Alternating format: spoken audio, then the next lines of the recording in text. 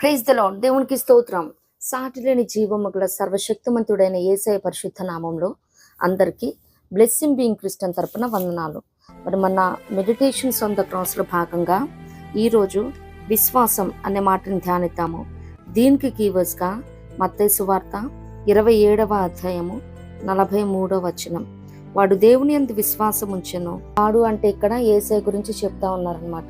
మరి అక్కడ ఆయన స్వజానంగం అనేకమైన నిందలు, అవమానాలు, నేరాలు ఆయన మీద మోపినప్పటికీ వారు ఫైండ్ అవుట్ చేసిన యేసయ్య గురించి మంచి సాక్ష్యం ఇస్తున్నారంటే అది ఆయన విశ్వాసాన్ని గురించే. దేవునికి స్తోత్రం.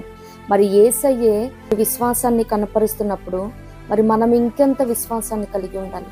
అన్ని విషయాల్లో యేసయ్య మనకి మాదిరిగా ఉన్నారు.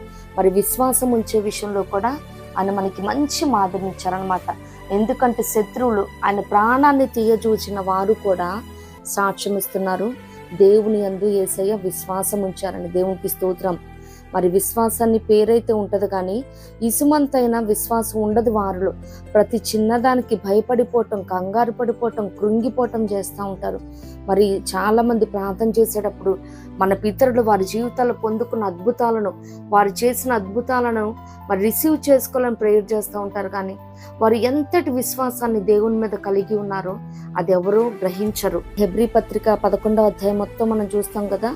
మరి విశ్వాస వీరుల పట్టికను, మరి విశ్వాసులకు తండ్రి అబ్రాహాం గారు ఎట్లా అయ్యారు, మరి ఎక్కడికి వెళ్ళాలో, ఎన్ని రోజులు ఉండాలో ఏమీ తెలియకుండానే దేవుడు ఎప్పుడు ఎక్కడికి వెళ్ళమంటా ఉంటే అక్కడికి బ్లంట్గా వెళ్ళిపోయారు.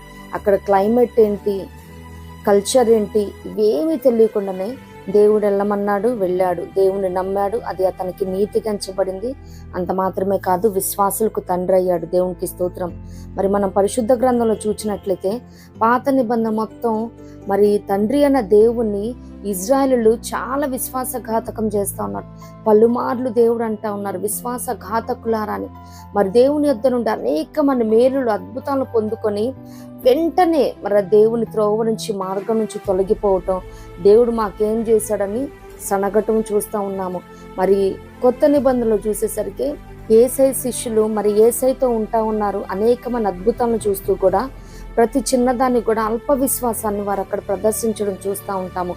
అప్పుడు యేసయ్య పలుమార్లు అల్ప విశ్వాసులారా అని వారిని గద్దించడం మనం చూస్తూ ఉంటాము. మన విశ్వాస పరిమాణాన్ని పెంపొందించుకోవాలి, విశ్వాసాన్ని వృద్ధి చేయమని ప్రార్థన చేసుకోవాలి, మన అవిశ్వాసాన్ని మనం బాగు చేసుకోవాలి. ఏది ఏమైనా పరిపూర్ణంగా ఆయన మీద మనం విశ్వాసం కలిగి ఉండాలి. దేవునికి స్తోత్రం.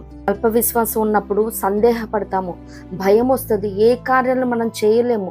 అంత మాత్రమే కాదు కానీ యేసయ్య తన స్వదేశం వెళ్ళినప్పుడు వారి అల్ప విశ్వాసాన్ని బట్టి అక్కడ అనేకమైన అద్భుతాలను చేయలేదని మనం చూస్తున్నాం. మరి నేటి దినాలలో మనం ప్రార్థిస్తున్నప్పటికీ మనం కార్యాలను చూడట్లేదంటే అది కేవలం మన అల్ప విశ్వాసాన్ని బట్టి మాత్రమే మనం కార్యాలను చూడట్లేదు. అలాగే స్వస్థత చూడట్లేదన్నా కానీ అల్ప విశ్వాసాన్ని బట్టి.